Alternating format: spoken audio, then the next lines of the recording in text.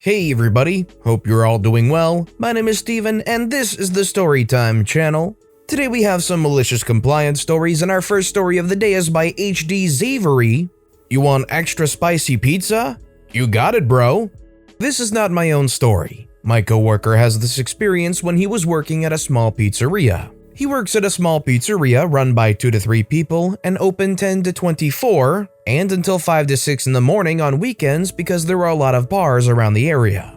They had this regular customer who is originated from Central Asia and he likes spicy food. He would always complain that his pizza is not spicy enough, although he ordered extra chili in it. According to my friend, the owner and the workers know him well, so they always give them a lot of chili in it. One day he came to the pizzeria and ordered a pizza with the spiciest chili the pizzeria has. The owner, a man from South Asian origin, just arrived back from a visit at his home country, so he had brought many spices and of course chilies that is not available in the country we live. We live in Northern Europe country. The owner asked him, "Are you sure you want a really spicy chili because I got one?" The customer said, "Yes, I want it. Even better, give me extra." Then the owner put his special chili from Asia into the pizza, and he told my friend, "This one is one nasty chili." After the pizza is ready, they give it to the customer, and they didn't hear anything from him for 1 week.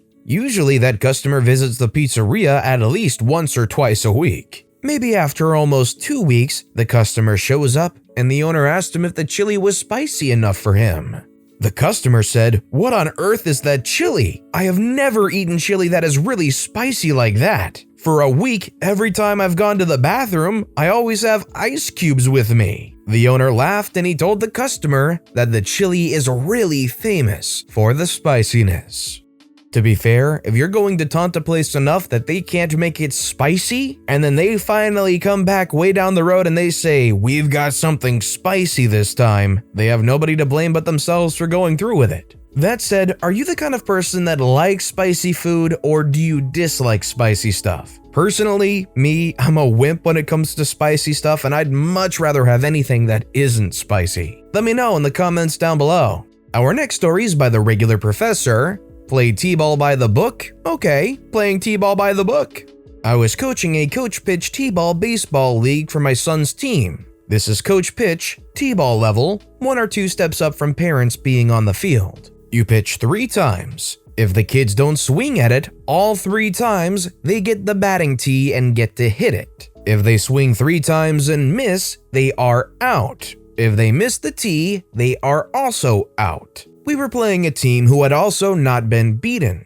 Even though no official scorebook was kept, parents always kept score. I didn't care, it's supposed to be fun for everyone, including parents. So just before the game starts, I talk to the coach for the other team. I tell him that since the point and fun part of the game is to hit the ball, I let the kids take a few swings if they miss. He says loudly, "Nope, that's not in the rules. It says in the rules they get 1 swing at the tee, and if they miss, they are out. Rules are rules." He waddles to the dugout and gets his rule binder and points out the rule. Parents on both sides are shaking their heads, but hey, rules are rules, so I walk away. My team bats and we score a few before I get 3 outs. 3 outs or 9 hitters was the rule. So the opposing coach comes out with his very large, somewhat lame, limping assistant, and the assistant coach kneels down to the pitch. I call timeout. I then pointed out that the lame assistant coach is pitching too close. He is supposed to be no closer than 5 feet,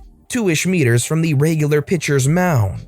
I even had a stick already in the ground to point out the spot. Assistant coach says they've always pitched from where he is. I say, "Sorry, rules are rules, that's what the book says." So he gets up from his kneeling position and walks to the stick. He isn't real happy with me. Then the assistant coach kneels down on both knees to pitch and I stop them again. "Sorry coach, the rules say you can stand or kneel on 1 knee to pitch, but you have to stand after you throw the pitch." I look at the head coach. "Rules are rules, you know." The assistant coach explains that his knees can't bend that quickly and he had surgery. I just sort of shrug and start flipping through the rule book. The head coach comes out to pitch. Head coach throws an underhand pitch and I have to stop him again. "Hey man, really sorry about this, but the rules say you can't throw underhand." Elbow has to be below the wrist. Think of darts. Rules are rules. He just glared at me. Now I'm big on kids having fun. So even though I was a jerk to the coaches, I was high-fiving and cheering his kids on, even helping them know what they should do. After a fly ball was caught by the opposing team, a Heisman-ish level of performance at this stage, the kid ran up to me and high-fived me before handing me the ball. Kids are having fun, my kids are loving it. Both teams are scoring a ton. I don't even know the score, but his team knows, so they get the last ups. His stud hitter rocks a line drive that whizzes by everyone in the outfield and past the pylons. Normally, I let this be a home run, but rules are rules. I put up both hands and yell, "Ground rule double." The coach waddles over to talk about how far it went, but I point out that the cones outline the line and any ball that rolls past is a ground rule double. Rules are rules. Then I yell, "That's game," because that was his 9th batter. That left a kid on second, hitter, and a kid on third. His parents had already told them they were down by 1 run when the last kid came up. Any hit probably would have scored both kids, but not a ground rule double. In the meantime, I told the kid from his team that he hit the ball further than I had ever seen anyone hit the whole year, and gave him a fist bump while he jumped up and down celebrating. We gave them a cheer, and the two teams high-fived one another. Both coaches basically said, "Good game," and walked off sulking. My parents thought it was hilarious. His parents came over and congratulated me for sticking it to their coach, who was a huge pain in the butt. The next time we played them, his kids were a lot more fun, and the parent coaching them, new guy, let them swing at the tee more than once. I think it's pretty obvious here that these guys were in it to win it, and they didn't care about the kids having fun, which was the sole point of this whole thing. Who's playing T-balls with a bunch of kids to just be competitive and crush the other team into the dirt? T-ball's all about just kids having fun and having a good time and developing their coordination. So OP was definitely in their complete rights to just dig those coaches into the ground. Take the L and go off to Pizza Hut with all the kids. And our next story is by Freak You Death. Nutrition course asked me to write a detailed story from the point of view of a chicken sandwich being eaten.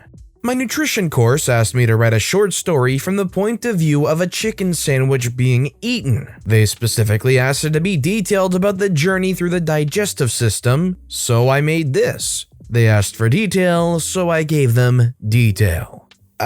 No, I think, as his fat, greasy sausage fingers lifted me off of the wrapper towards his nasty, crusty mouth. His yellowed chiclet sunk into me and tore off a bit. He smacked his lips as he crushed that chunk of me and added his saliva, turning me into a slimy mush. Next thing I knew, I was sliding down the man's gullet, down his esophagus and into his stomach. I'm broken down by this bitter, stinging acid, turning me into an even slimier mush called chyme. The protein of my chicken is disintegrated into peptides. Next, I slip further down the GI tract, into the small intestine, where I'm broken down even more. And then these tiny worm-like tethers called villi and microvilli start to absorb me. All my monosaccharides, amino acids, and fatty acids disappear before my eyes. I accept my fate and become one with the fat. As I slide further, I feel dehydrated. There's bacteria having a battle within me.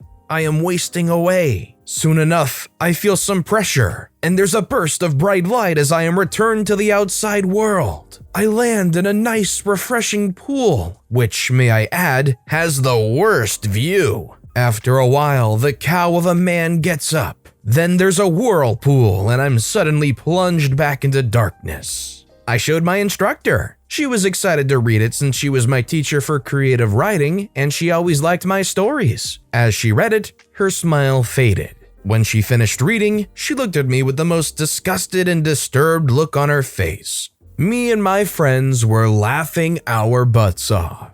I mean, if you're going to tell somebody to write a story from the point of view of a chicken sandwich being eaten, you should really understand that there's a possibility of someone being a troll and writing something like this. That whole prompt is a little ridiculous.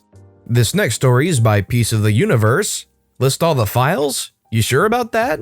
working in Big Co, and we have lots of divisions all over the world. There's a new boss's boss's boss, and she says that we have to get the legal department to create contracts between the different divisions, as the simple verbal and or email agreements are the source of some confusion, especially when not everyone speaks the same language. Fair enough, enter special divisions. Not their real name. They want some big piece of code that we haven't maintained in years because they have some big ideas that they want their subcontractors to implement. Hey, no problem for me. I'll zip it up and send it over with bells on, and it'll be your problem from now on. Although, wait a second. The new directive, so we have to bash out some kind of legal document. That gets my boss involved, and we have a couple of meetings as she struggles to understand the scope of what's involved. I offer several times to show her the file repository on my screen, but that's not good enough. She throws up her hands and says she wants a list of all the files by the end of the day. Did I mention big piece of code? I'm sorry. What I meant was an abomination of spaghetti that, when it worked, was unreliable at best and would straight up crash if you so much as looked at it funny. It had been poked, prodded, maligned, abused, misadjusted, adjusted again, and probably buried in soft peat for 3 weeks between each torturous session of rewrites and additions. I was, frankly, surprised anyone even wanted to do so much as a look at the thing, much less accept responsibility for it, and I wasn't about to do a deep dive to do an inventory. Then I remembered.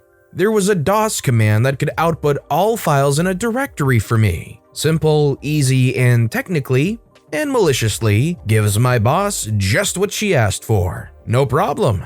Result? File with over 3,000 lines with a file name per line. It even shows where it falls in the hierarchy. Maybe even better than what she asked for. Boss emails back, surely we don't need all of these files. I say yes we do. If even one of those is missing, it will not work. Boss says, even file X? Me thinking, did I stutter? Yes, even file X. Boss says, what if we remove just those files that we customized? Me having quite enough of this nonsense, if we remove all of the customized files, then the attached is what we can provide. Remember, dear reader, that this is a heavily edited piece of code. If there was anything bog standard out of the box, it had been lost a long time ago. Essentially, every single file had been customized. So, as you likely suspected, I failed to include an attachment to that email. In a later, separate conversation, I confirmed with her that particular failure was intentional.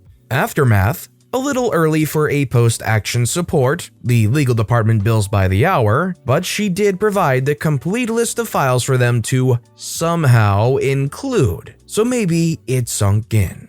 The intentions might have been good, but oftentimes when people get involved with stuff that they just can't fully comprehend, even with the best of intentions, they can end up making the process way more difficult on numerous people. Good luck fulfilling the directive with all of those files.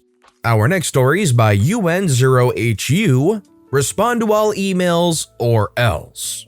So on my previous job position, I was working as an expert on vehicle damages, mostly superficial with some exceptions, but we were outsourcing for Germany. I live in a small country called Macedonia, so all the evaluations were done electronically. We were sent pictures and reports of the car's conditions, and we move on from there. Now, a lot of the people tasked with taking these pictures did a poor job of them, and we had to send back almost half of what we received daily to get a real picture of the actual problem in question for each car. Our boss from Germany, as stingy as can be human, didn't like this at all because he only cared about numbers. So on several occasions he, once or twice screaming even, bashed us with saying, "I don't care about the pictures, just calculate the damage as high as possible." Cue malicious compliance. No problem, boss. We started going through the images and reporting everything that looked off as a damage. Soon, the company started to get reclamations for sums exceeding $2,000 for a hood or door scratch, with explanations ranging from whole door distorted image was compressed, paint smudged, image blurred, and so on. But the creme de la creme was a colleague of mine that had a moment of brilliance. He got a picture of the front part of the car taken from the driver's side, with damage reported as rear bumper scratched. He immediately returned an evaluation of back part of the car is missing. Honda Civic 2010, evaluated cost of repair, new car, around $10,000. 1 month later, our local coordinator informed us that the whole team of people taking pictures of the cars has been changed and we'll start getting better pictures. We didn't, but at least we weren't yelled at for our requests anymore. You know, to be honest, I feel like in a lot of situations, they wouldn't replace the picture takers, they would end up replacing the people putting in the ridiculous requests, even if it was painfully obvious that it was malicious compliance because, well, the pictures were terrible. And our final story of the day is by Perfectly Crispy. Wife asked for the largest bottle of water. You got it. A few years ago, my wife and I were out and about on a hot summer day. My old work truck has no AC, so when we stopped to get gas, I asked my wife if she wanted something to drink. She tells me to grab the largest water they have, just make sure it's cold. She frequently gets Fiji bottles that are a liter, so this was no surprise. This particular gas station is in a small town and has liquor and a larger selection of drinks, and a few groceries as well. On the bottom shelf of the water cooler, I find gallon jugs of Ice Mountain water. Perfect! I grab myself some sweet tea, check out, and walk back to the truck. I walk up with a huge, corny smile on my face and set the jug on the seat. She didn't seem as enthused about it as I was at first. I should have known better, she says after taking a sip and shaking her head while rolling her eyes. They literally said grab the largest water they have. If you ask me, OP did exactly what they were asked to do. But with that being said, that's all the time we have for today. So if you have a favorite story of the day, let me know which story and why in the comments down below. But besides that, if you enjoyed the video, please consider giving it a like, and if you haven't, subscribe and turn notifications on so you'll never miss an upcoming video. No matter what you do, whether it's just viewing the video, liking, subscribing, turning notifications on, I appreciate the heck out of it. Every little thing that you do helps the channel grow that much more, and I can't thank you enough for it. So until next time, I hope you all have a wonderful day, and I'll be right here next time on the Storytime channel.